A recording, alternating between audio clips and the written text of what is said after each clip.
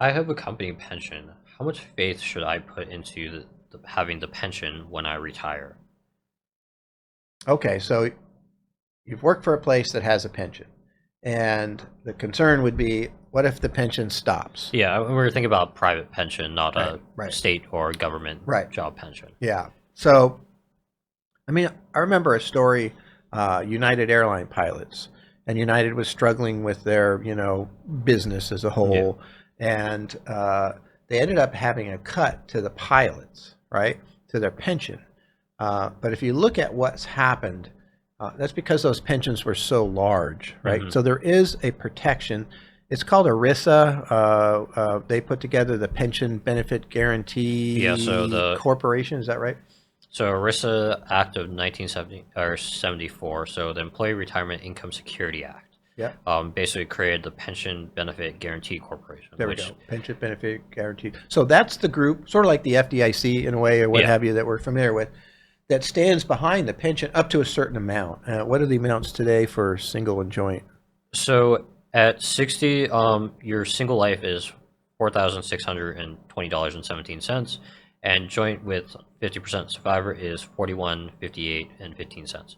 And so you can go to their website, look at your age, and they can compare your pension to that. And so essentially, it's kind of like FDIC insurance, where if you have 250,000, the government's going to protect you. If anything above that, you're at risk. And Yeah. so how big is your pension is kind of that determining factor. Yeah, but at least some of it's protected. And for most of our clients that have private pension, they don't have pensions bigger than that for the most part. Yeah, they tend to.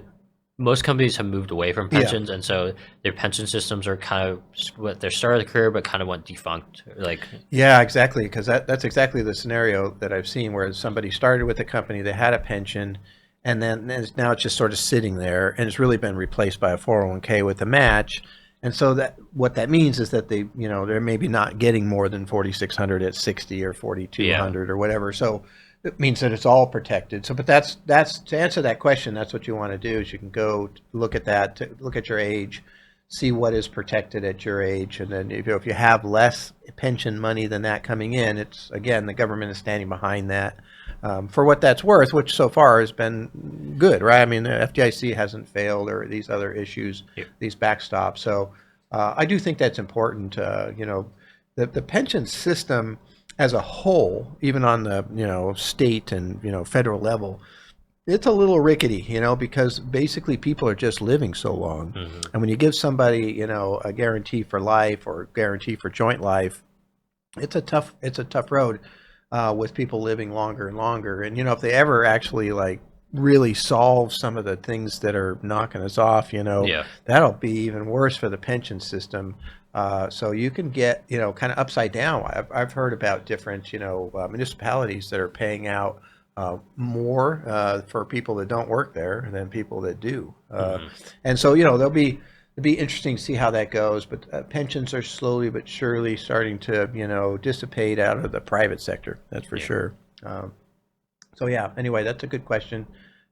Feel good about at least that 46 or 4,200 at 60 in this case. Being protected, depending on what your situation is. But that's not bad.